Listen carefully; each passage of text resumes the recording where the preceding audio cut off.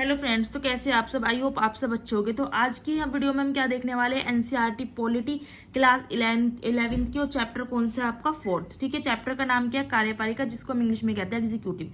तो सबसे पहले हम देखते हैं सरकार के 3 अंग होते हैं, विधायिका, कार्यपालिका और न्यायपालिका। तीनों का काम क्या होता है, शासन का कार्य होता है, विधायिका कानून बनाती है और कार्यपालिका और विधायिका क्या होती है, एक दूसरे पर निर्भर होते हैं। चैप्टर का नाम जैसे कार्यपालिका है, तो सबसे पहले बात करते हैं हम कार्यपालिका की। व्यक्तियों के उस समूह से जो कानूनों को संगठन में रोजाना क्या करते हैं, लागू करते हैं और प्रशासन का काम करते हैं। इसके प्रमुख कार्य कौन कौन से हैं। विधायिका द्वारा स्वीकृत नीतियों और कानूनों को लागू करने के लिए नीति निर्माण में भी यह भाग लेती है। कार्यपालिका में क्या होता है, पूरा प्रशासनिक ढांचा आता है, जैसे राष्ट्रपति, प्रधानमंत्री, मंत्री, सिविल सेवा के सदस्य। अब राजनीतिक कार्यपालिका जो है अस्थायी होती है, उसकी बात कर लेते हैं कि सरकार के जो प्रधान और उनके मंत्रियों को जाती है। सरकार की सभी नीतियों के लिए उत्तरदायी होती है राजनीतिक कार्यपालिका जो अस्थायी है। स्थायी कार्यपालिका की बात करें तो जो लोग रोज रोज के प्रशासन के लिए उत्तरदायी होते हैं। कार्यपालिका कितने प्रकार की होती है, देखिए सभी देशों में एक तरह की कार्यपालिका नहीं होती, अलग अलग होती है हर देश में। जैसे अमेरिका की बात करते हैं तो इसमें क्या होती है, अध्यक्षात्मक व्यवस्था होती है, कार्यकारी शक्ति राष्ट्रपति के पास होती है। कनाडा की बात करें तो संसदीय लोकतंत्र और संवैधानिक राजतंत्र होता है। फ्रांस की बात करते हैं तो राष्ट्रपति और पीएम अर्ध अध्यक्षात्मक व्यवस्था के हिस्से होते हैं, और राष्ट्रपति पीएम और अन्य मंत्रियों की नियुक्ति करता है और उन्हें पद से लेकिन वो हटा नहीं सकता, और संसद के प्रति क्या होता है, उत्तरदायी होता है। जापान की बात करें तो संसदीय जो व्यवस्था है उसमें जो राजा है देश, पीएम सरकार का प्रधान होता है, राजा देश का होता है और पीएम जो है सरकार का प्रधान। इटली की बात करें तो संसदीय व्यवस्था है, रूस में अर्ध अध्यक्षात्मक व्यवस्था है, जर्मनी की बात करें तो संसदीय व्यवस्था है। बात करते हैं अर्ध अध्यक्षात्मक व्यवस्था और अध्यक्षात्मक व्यवस्था में क्या होता है। जो अर्ध अध्यक्षात्मक व्यवस्था है इसमें राष्ट्रपति और प्रधानमंत्री दोनों होते हैं। राष्ट्रपति को दैनिक कार्यों के संपादन में महत्वपूर्ण शक्तियां प्राप्त है। फ्रांस, रूस, श्रीलंका में भी ऐसी व्यवस्था है। अध्यक्षात्मक व्यवस्था की बात करें तो राष्ट्रपति जो है राज्य और सरकार दोनों का प्रधान होता है। सिद्धांत व व्यवहार दोनों में राष्ट्रपति का पद क्या होता है, शक्तिशाली होता है। अमेरिका, ब्राजील में क्या है, ऐसी व्यवस्था है। कार्यपालिका के प्रकार की अगर हम बात करें, सामूहिक नेतृत्व के सिद्धांत पर आधारित प्रणाली होती है, जैसे संसदीय और अर्ध अध्यक्षात्मक। एक व्यक्ति के नेतृत्व के सिद्धांत पर आधारित प्रणाली है, जैसे अध्यक्षात्मक। सबसे पहले हम बात करते हैं संसदीय व्यवस्था। तो सरकार के प्रमुख को पीएम कहते हैं। वह विधायिका में बहुमत वाले दल का नेता होता है और जवाबदेही भी होता है। देश का प्रमुख की बात करें तो राजा और राष्ट्रपति होते हैं। जो राजा है वो संवैधानिक राजतंत्र होगा और इन दोनों के हस्ताक्षर के बिना कुछ नहीं होगा। शक्तियां क्योंकि नाम मात्र की है। राष्ट्रपति की बात करें तो संसदीय गणतंत्र का हो जाता है, ये औपचारिक शासन प्रमुख है। बात करते हैं अर्ध अध्यक्षात्मक की। राष्ट्रपति देश का प्रमुख होता है, पीएम सरकार का प्रमुख है और पीएम और उसका मंत्रिपरिषद विधायिका के प्रति क्या होते हैं, जवाबदेही होते हैं।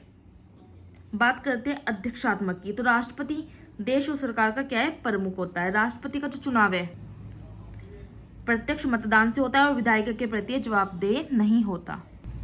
श्रीलंका की अर्ध संज्ञात्मक कार्यपालिका में क्या है, 1978 की बात करें तो श्रीलंका के संविधान का संशोधन करके अध्यक्षात्मक कार्यपालिका लागू की गई थी। जनता प्रत्यक्ष रूप से राष्ट्रपति को यहाँ पे चुनती है और राष्ट्रपति संसद में बहुमत वाले दल के सदस्यों में से पीएम को चुनता है।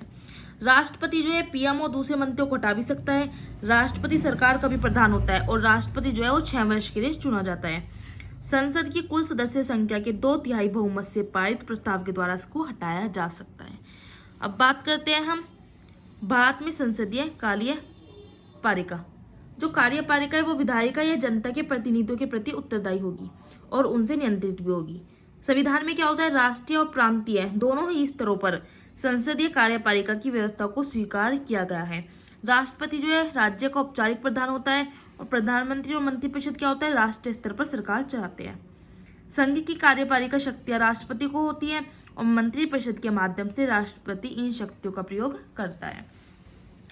अब बात करते हैं हम राष्ट्रपति निर्वाचन प्रक्रिया।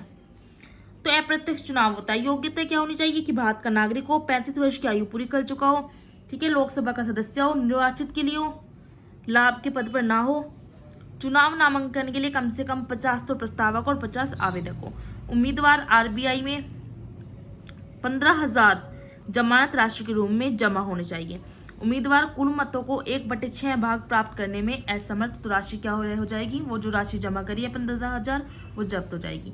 निर्वाचन मंडल के सदस्य की बात करें, जो वोट डालने वाले लोग होते हैं, संसद के दोनों सदनों के निर्वाचित सदस्य होते हैं, राज्य विधानसभा के निर्वाचित सदस्य भी कहते हैं होते हैं इनके अंदर, और यूनियन जो टेरिटरी है मतलब केंद्र शासित प्रदेश है, जो जैसे दिल्ली, पुदुचेरी, जम्मू कश्मीर विधानसभाओं के इनके निर्वाचित सदस्य होते हैं। कोई सभा विघटित हो तो उसके सदस्य राष्ट्रपति निर्वाचन में मतदान नहीं देते। राज्यों को प्रतिनिधित्व समान रूप से राज्य और संघ के मध्य भी समानता होती है। आनुपातिक प्रतिनिधित्व के अनुसार एकल, संक्रमणीय और गुप्त मतदान होता है। राज्य विधानसभाओं तथा संसद के मतों की अगर हम संख्या की बात करें तो विधायक के मत का मूल्य और संसद के मतों का मूल्य यहाँ पे बताया गया है। विधायक के मत का मूल्य की अगर हम बात करें, राज्य की कुल जनसंख्या बटे राज्य विधानसभाओं के निर्वाचित कुल सदस्य गुना 1/1000। केवल संसद ही राष्ट्रपति को महाभियोग की प्रक्रिया द्वारा उसके पद से हटा सकती है और मंत्रिपरिषद की सलाह मानने के बाध्य होती है। राष्ट्रपति की शक्ति और स्थिति की बात करते हैं। राष्ट्रपति की बात करते हैं तो सरकार को औपचारिक प्रधान होता है। कार्यकारी, विधायी, कानूनी, आपातकालीन शक्तियां इसको प्राप्त होती है। प्रधानमंत्री और अन्य मंत्रियों को नियुक्त भी करता है ये।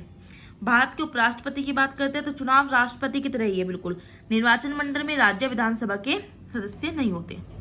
राज्यसभा का जो पदेन अध्यक्ष होता है कौन, उपराष्ट्रपति। राष्ट्रपति की मृत्यु, त्यागपत्र पर यह कार्यवाहक राष्ट्रपति का कार्य करता है उपराष्ट्रपति।